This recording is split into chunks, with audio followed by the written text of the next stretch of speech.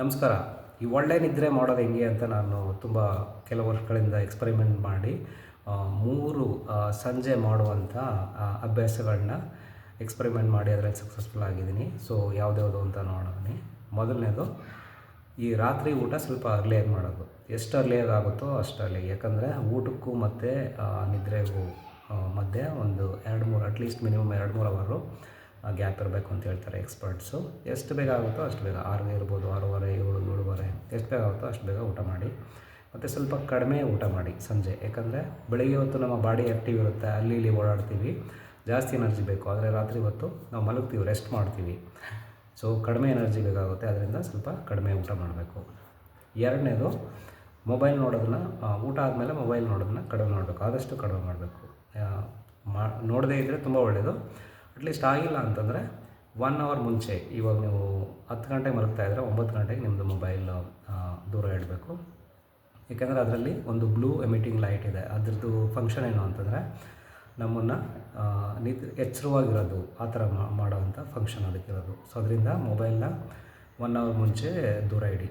ಮತ್ತು ಮೂರನೇ ಹ್ಯಾಬಿಟ್ಟು ಅಥವಾ ರುಟೀನ್ಸು ಏನು ನಾನು ಫಾಲೋ ಮಾಡ್ತಾ ಇರೋದು ಅಂತಂದರೆ, ಮೈಂಡನ್ನು ಸ್ವಲ್ಪ ರೀಸೆಟ್ ಮಾಡೋದು. ರೀಸೆಟ್ ಅಂತಂದರೆ ಕಾಮ್ ಮಾಡೋದು. ಯಾಕಂದರೆ ನಮ್ಮ ಡ್ಯೂರಿಂಗ್ ಡೇ ಅಲ್ಲಿ ಮೈಂಡು ಏನೆಲ್ಲ ಥಿಂಕ್ ಮಾಡಿ, ಅದು ವರ್ಕು ಇದು ಇರ್ಬೋದು ಅಥವಾ ಬೇರೆ ಟೆನ್ಷನ್ಸ್ ಇರ್ಬೋದು, ಆ ಥರ ಟೆನ್ಷನ್ಸಲ್ಲಿ ಇರುತ್ತೆ. ಅದನ್ನು ಸ್ವಲ್ಪ ಕಾಮ್ ಮಾಡಿ ಅದನ್ನು ರೀಸೆಟ್ ಮಾಡಿದ್ರೆ ಸೊ ನಮಗೆ ನಿದ್ರೆ ಸುಲಭವಾಗಿ ಬರುತ್ತೆ ಮತ್ತು ಚೆನ್ನಾಗಿ ಬರುತ್ತೆ. ಏನೆಲ್ಲ ಮಾಡ್ಬೋದು ಈ ಮೈಂಡು ರೀಸೆಟ್ಟು ಇದರಲ್ಲಿ?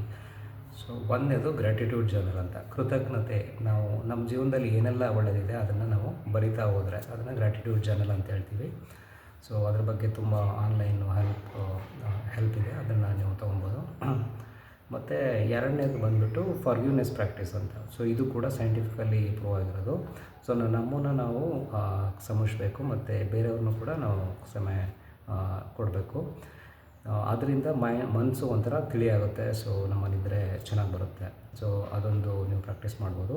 ಮೂರನೇದು ಮೆಡಿಟೇಷನ್ನು, ಧ್ಯಾನ ಮಾಡೋದು. ಸೊ ಎಷ್ಟಾಗುತ್ತೋ ಅಷ್ಟು, 5 minutes, 10 minutes, half an hour, 1 hour, ನಿಮಗೆ ಎಷ್ಟು ಟೈಮ್ ಇರುತ್ತೋ ಅಷ್ಟು. ಸೊ ಇನಿಷಿಯಲಿ ಕಷ್ಟ ಆಗುತ್ತೆ, ಆಮೇಲೆ ನಿಮಗೆ ಅಭ್ಯಾಸ ಆಗುತ್ತೆ, ಅದನ್ನು ಮಾಡ್ಬೋದು. ನಾಲ್ಕನೇದು ಓದೋದು. ಸೊ ಓದೋದು ಕೂಡ ಸೈಂಟಿಫಿಕಲಿ ಪ್ರೂವ್ ಆಗಿದೆ. ಸೊ ನಿಮಗೆ ಅದು ಮೈಂಡನ್ನು ಕಾಮ್ ಮಾಡುತ್ತೆ ಮತ್ತು ನಿದ್ರೆ ಕೂಡ ಚೆನ್ನಾಗಿ ಬರುತ್ತೆ ಅಂತ. ಸೊ ಈ ಥರ ಮೈಂಡ್ ರೀಸೆಟ್ಟಲ್ಲಿ ಈ ಥರ 4 ಆ್ಯಕ್ಟಿವಿಟೀಸ್ನ ನೀವು ಮಾಡ್ಬೋದು.